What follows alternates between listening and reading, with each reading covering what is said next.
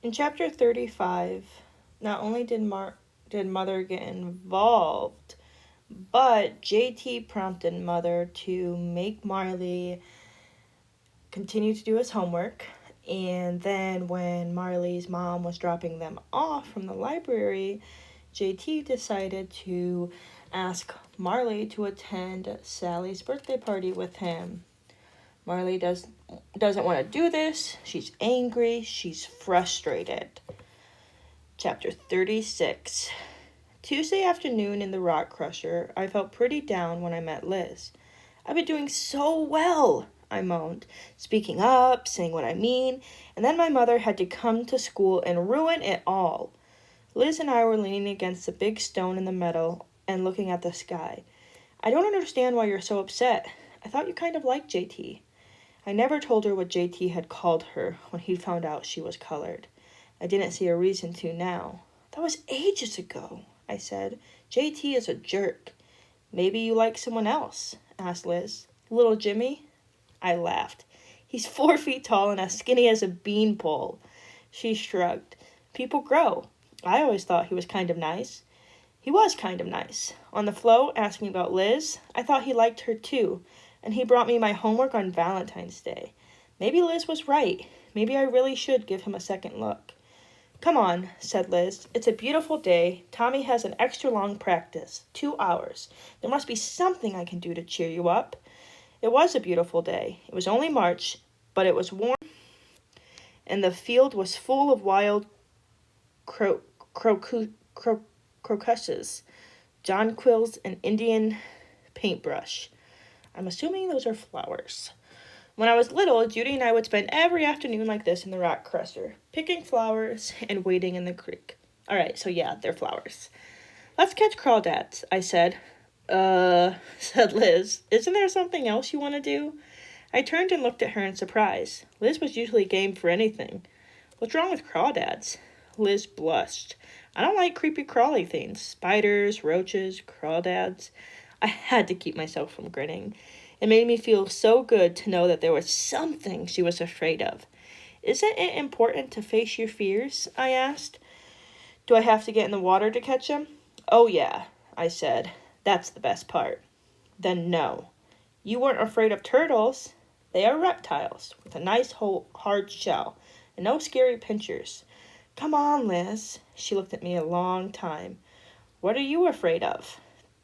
Talking.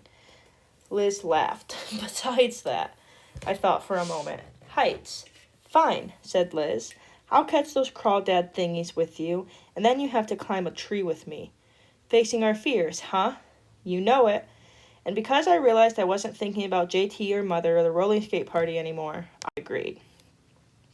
Which is how we found ourselves with our shoes off and socks off, holding our skirts up as we waded in the creek. The water was cold, but the sun was warm and on our backs. My toes are freezing, complained Liz. I ignored her. What you have to do is flip over a rock or an old log or something, anything where a crawdad might look to hide. I flipped over a rock. There was a huge crawdad, 6 inches long, just sitting there. I scooped it up with an old tin can we had found in the woods and brought it over to show Liz. She took one look at it and shivered. I grinned and dumped it back in the stream. Your turn now, I said. Liz turned over a rock or two but found nothing. You need bigger rocks, I said, and pointed to a small boulder just a few feet away. It was so heavy, so I helped Liz flip it over. I see one, she exclaimed, and was so excited she dropped her skirt in the water. I handed her the can. Scoop it up. It might pinch me. Put the can in the water a few inches behind the crawdad, but far enough away that you don't scare it. Liz, moving slowly, placed the can into a crevice between 2 stones directly behind the crawdad. I handed her a stick. Now wiggle the stick in front of the little guy. Pretend you're a fish or a snapping turtle or something. Liz looked doubtful, but splashed the stick in the water right in front of the crawdad. Just like I knew it would, it moved a few steps backwards. Again, I said. Keep him moving back into the can.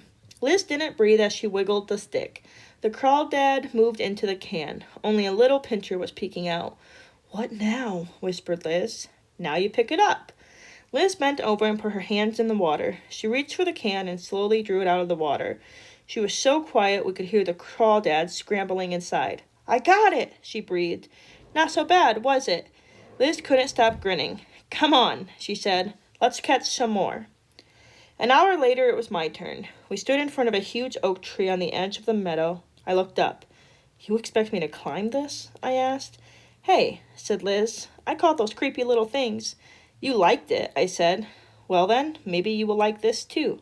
I sighed. What do I do first? Reach up and grab the branch, said Liz. I did so. Now pull yourself up. I gave her a look. Just that branch, Liz said. You don't have to go any higher. So I pulled and she pushed, and then I was up in the tree, my arms wrapped around the trunk. You'd think that after growing up in an airplane, climbing a tree would be easy. But it wasn't. You can't fall out of an airplane. There's a seatbelt, and the wind blows, but it's outside, not trying to loosen your grip on the branches. I felt dizzy and closed my eyes and started to count. 2, 3, 5, 7. Then I felt Liz's hand on my shoulder. Open your eyes, she said. I did. I was only about 5 feet off the ground, but already I was surrounded by leaves and oak flowers.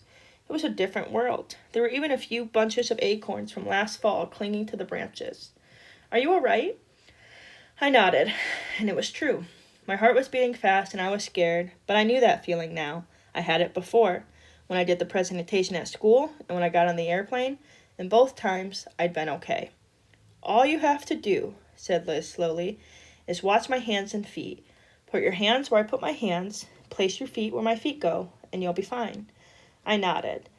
Liz started to climb, and I stared at her white lace socks and saddle shoes, and I watched where her right hand went. She had a bit of dirt under her thumb, and where her left hand went, there was a bit of old red nail polish on her ring finger, and I repeated times tables in my head until I was able to follow her.